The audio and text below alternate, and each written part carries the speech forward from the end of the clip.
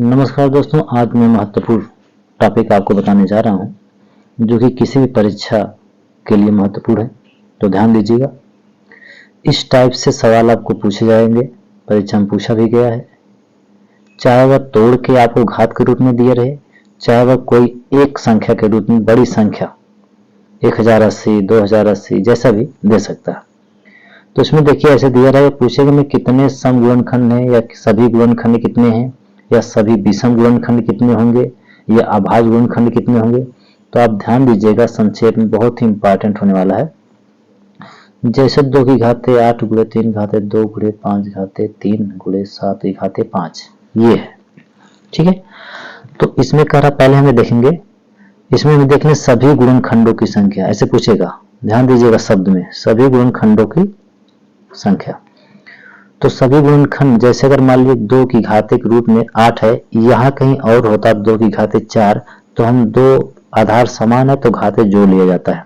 कहने मतलब 2 की घाते अगर 8 है और इधर कहीं गुणे 2 की घाते 4 है, या 3 और इधर कहीं 3 की घाते 2 है, इधर 3 घाते 5 होता, तो पहले हम 3 घाते 5 2 7 जोड़ लेते। पहले हम 2 की घाते 8 और इधर 2 की घाते जो 4 होता, यानी 2 की घाते 8 4 12 हम एक तरफ कर लेते। कहने मतलब एक संख्या की घात जितनी भी हो हम एक तरफ करते। ठीक है, अब देखिए ये अलग अलग 2 3 5 7 अलग है। सभी गुणनखंड पूछेगा कितने गुणनखंड होते हैं या कितने गुणनखंड है। तो आप क्या करेंगे, जो घात है पहले व्यवस्थित कर लेंगे। अब घात में एक जोड़ देंगे, 9 हो जाएगा, गुणे 3 हो जाएगा, गुणे 3 1 4 हो जाएगा, गुणे 5 1 6 हो जाएगा। गुणा कर दीजिएगा, हो जाएगा 9 3 27, 27 चौका 27 दूनी 54 दूनी 108 हो जाएगा। 108 गुणे 6 कर देंगे, 8 6 48, 6 का 9 6, यानी सभी गुणनखंड कितने हो जाएंगे आपके 648। ठीक है, याद रहेगा। अगला ध्यान दीजिएगा, ये हो गया सभी गुणनखंडों की संख्या। ये आपका सभी गुण कितने गुणनखंड होंगे 648, ये हो गया। अब ये कह रहा है सभी विषम गुणनखंडों की संख्या।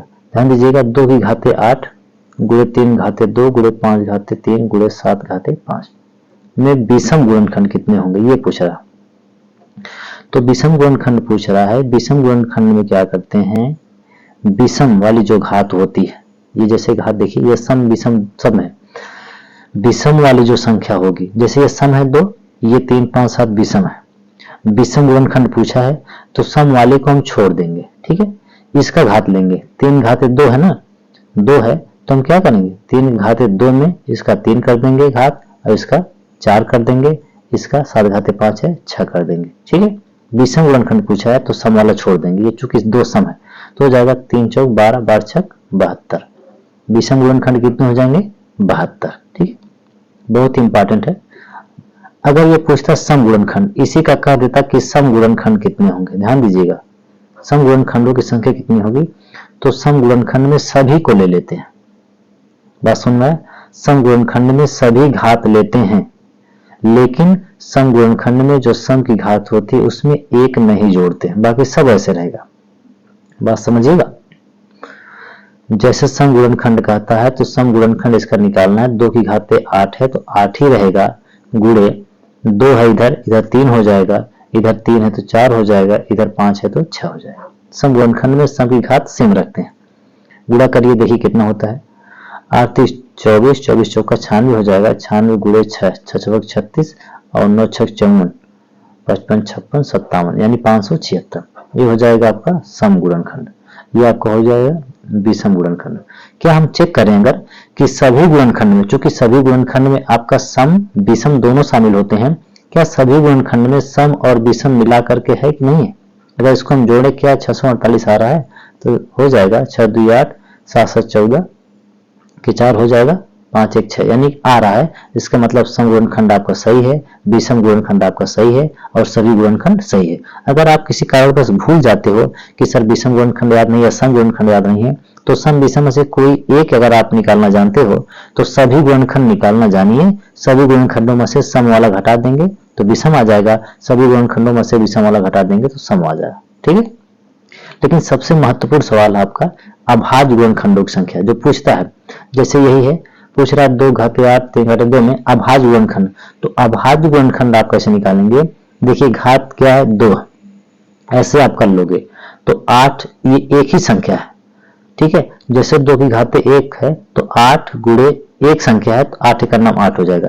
अगर यहीं पे 2 गुणे 2 ऐसे होता, ध्यान दीजिएगा बहुत बारीकी से, 2 गुणे 2 होता तो यहाँ पे 2 संख्या हो जाता, हम कर देते 8 दूनी 16 हो जाता, 2 संख्या है। अगर यहाँ पे 3 ही होता 3 ही होता तो 2 संख्या है तो हम 3 घाते 8 और 2 की घाते 8, 8 8 16 घात केवल जोड़ा जाता है, इसमें अलग करके न करके हम एक ही साथ कर लेते। 2 संख्या है तो 8 गुणे 2 8 दूनी 16 तब भी हो जाएगा। तो इसमें अभाज्य गुणनखंड पूछा है तो एक संख्या 8 का नाम 8 हो जाएगा।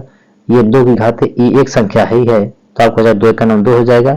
ये एक संख्या 3 का नाम 3 हो जाएगा, प्लस ये एक ही संख्या 5 का नाम 5 हो जाएगा।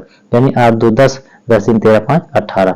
आज पूछेगा अभाज्य गुणनखंड कितने होंगे तो आप बताइएगा 18। ये सब क्वेश्चन बहुत ही इंपॉर्टेंट है, महत्वपूर्ण है, आप एक बार इसको ध्यान से पढ़ें, ठीक है, ये बहुत ही महत्वपूर्ण है। अगले क्वेश्चन के साथ मिलेंगे। धन्यवाद, नमस्कार।